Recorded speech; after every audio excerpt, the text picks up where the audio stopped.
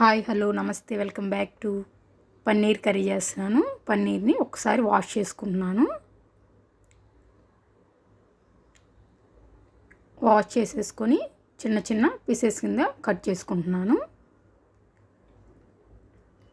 పన్నీర్లో మనకి కాల్షియం ఎక్కువ ఉంటుంది కదా, కాల్షియం ఇంకా ప్రోటీన్ ఎక్కువగా ఉంటుంది కదా.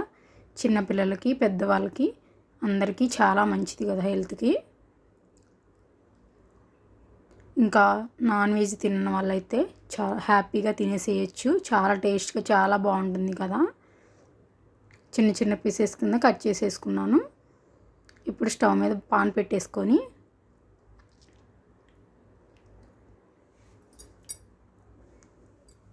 ఆయిల్ వేసి కొంచెం కారం, కొంచెం పసుపు,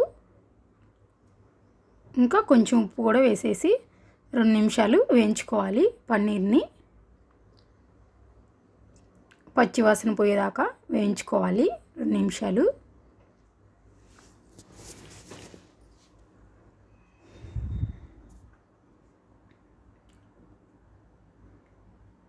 చిన్నపిల్లలు పాలు ఎక్కువగా తాగరు కదా, అలాంటి పిల్లలకి ఇలా చేసి పెడితే చక్కగా తింటారు. పన్నీరు వేయించేసుకొని ప్లేట్లో తీసేసుకున్నాను. ఇప్పుడు కర్రీ కోసం 3 టమాటాలు ఇంకా 3 ఉల్లిపాయలు చిన్న చిన్న పీసెస్ కింద కట్ చేసేసుకుంటున్నాను.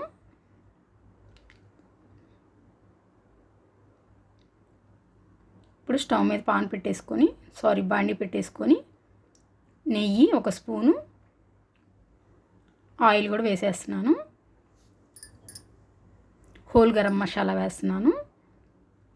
జీడిపప్పు, చెక్క, లవంగాలు, అనాస పువ్వు అవన్నీ వేసి కట్ చేసి పెట్టుకున్న ఉల్లిపాయ టమాటా ఉన్నాయి కదా, అవి కూడా యాడ్ చేసేసాను. 2 నిమిషాలు వేయించుకున్న తర్వాత మూత పెట్టేస్తున్నాను.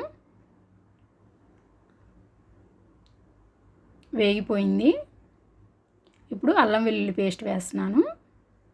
మీకు కావాలంటే అల్లాన్ని చిన్న చిన్న ముక్కలుగా కట్ చేసుకొని వేసేసుకోవచ్చు. అల్లం ఇంకా చిన్నుల్లిపాయ కూడా వేసేసుకొని వేయించుకోవచ్చు. వేయించేసుకున్న తర్వాత పక్కన పెట్టేసి ఈలోపు నేను పచ్చిమిరకాయలని 2 చీల్చుతున్నాను. 2 పచ్చిమిరకాయలని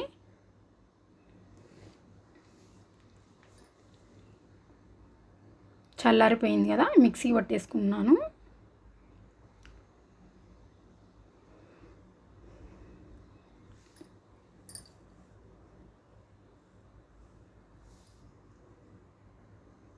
ఇప్పుడు స్టవ్ మీద బాండి పెట్టేసుకొని మళ్ళీ జీలకర్ర ఇంకా పచ్చిమిరకాయలు, కరివేపాకు వేయించుకోవాలి నూనెలో 2 నిమిషాలు.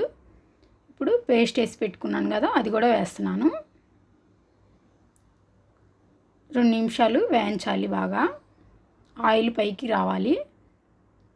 చూడండి ఆయిల్ పైకి వచ్చేసింది కదా. ఇప్పుడు ఉప్పు, కారం వేస్తున్నాను. ఉప్పు కారం కూడా పచ్చివాసన పోవాలి. చూడండి ఆయిల్ పైకి తేలింది కదా. ఇప్పుడు వాటర్ యాడ్ చేస్తున్నాను.